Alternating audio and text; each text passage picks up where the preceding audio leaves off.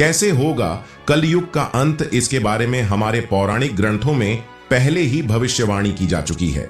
कलयुग का प्रभाव कैसा होगा, कलयुग में मानव का व्यवहार कैसा होगा, कलयुग की स्त्रियां कैसी होंगी, कलयुग में मनुष्य का आकार और उनकी आयु कितनी होगी, कलयुग में पाप और पुण्य की परिभाषा क्या होगी, कलयुग में मोक्ष पाने के कौन से मार्ग होंगे और कलयुग का अंत कैसे होगा, इसकी भविष्यवाणी हमारे पौराणिक ग्रंथ गरुड़ पुराण में की गई है।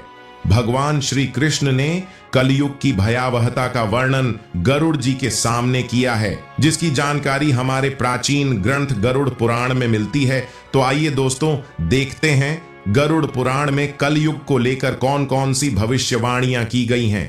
कलयुग का अंत, धर्म की विफलता, अनुशासन की कमी, मनुष्यों में बढ़ती दुर्भावना, आध्यात्मिकता की कमी, अत्यधिक धन की लालसा और स्त्रियों में व्यभिचार और अनाचार गुणों की वृद्धि, लोगों का नास्तिक होना आदि प्रकार के संकेतों से कलयुग की पहचान होती है। भगवान श्री कृष्ण कहते हैं कि कलयुग में मनुष्य का मन अत्यधिक कठोर हो जाएगा, भाई भाई का शत्रु हो जाएगा, मनुष्य अशांत, चंचल, धर्म से विमुख होकर अधर्म के रास्ते पर चलने वाले होंगे। उन्हें शास्त्रों का ज्ञान नहीं होगा, जिसके मुख से जो भी वाणी निकलेगी उसे ही शास्त्र समझा जाएगा।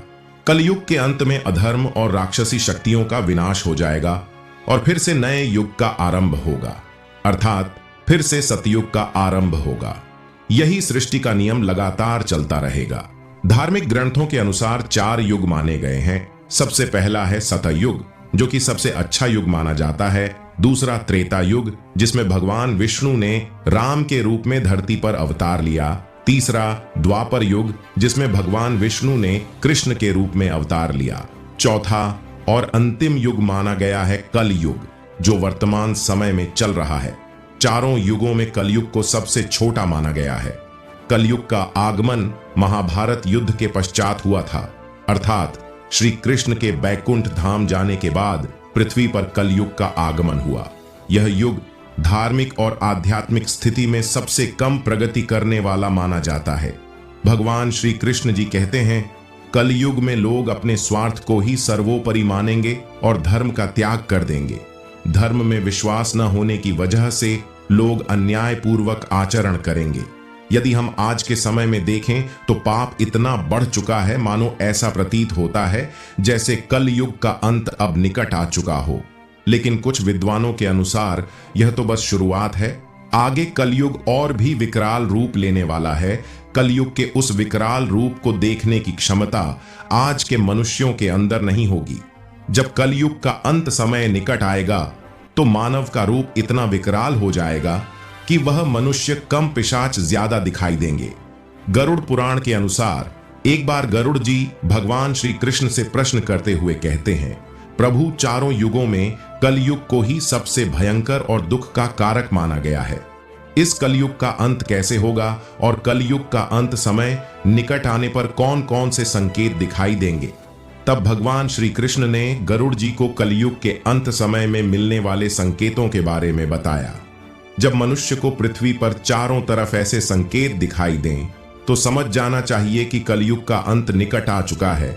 सबसे पहला संकेत, भगवान श्री कृष्ण के अनुसार कलयुग का अंत समय निकट आने पर मनुष्य की आयु घटकर केवल 20 वर्ष ही रह जाएगी। युवावस्था समाप्त हो जाएगी। 12 वर्ष की आयु में ही मनुष्य के बाल पक जाएंगे। मनुष्य का शरीर अल्प विकसित और अत्यंत कमजोर हो जाएगा। कलयुग में स्त्री 5 वर्ष की आयु में ही गर्भवती हो जाएंगी। कलयुग की स्त्रियां बहुत ही छोटे शरीर वाली और अत्यंत क्रोधी स्वभाव की होंगी। दूसरा संकेत, भगवान श्री कृष्ण गरुड़ जी से कहते हैं, कलयुग का अंत समय निकट आने पर संसार में साध्वी स्त्रियां नहीं दिखाई पड़ेंगी। एक स्त्री कई लोगों से विवाह करेगी। जल के अभाव की वजह से लोग स्नान नहीं करेंगे और अशुद्ध ही रहेंगे। कलयुग के अंत में लोग बस मांसाहार ही करेंगे और कोई भी सात्विक आहार नहीं करेगा। तीसरा संकेत, भगवान श्री कृष्ण गरुड़ जी से कहते हैं, कलयुग का अंत समय निकट आने पर वृक्षों में फल आना बंद हो जाएंगे। सभी पेड़ पौधे फल रहित हो जाएंगे। पृथ्वी पर चारों तरफ केवल शमी के वृक्ष दिखाई देंगे। मनुष्य शाकाहार छोड़कर केवल मांस का ही सेवन करेंगे।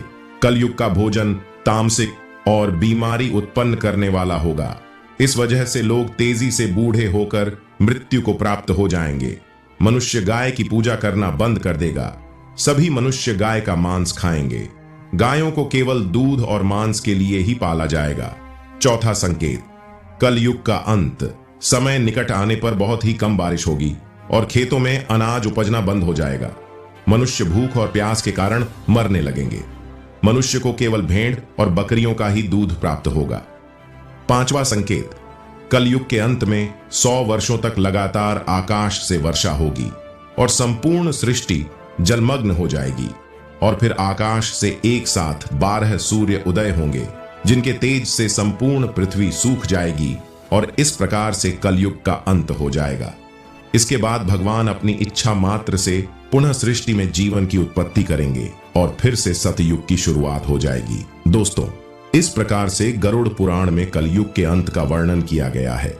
आशा करता हूं आपको ये वीडियो पसंद आई होगी।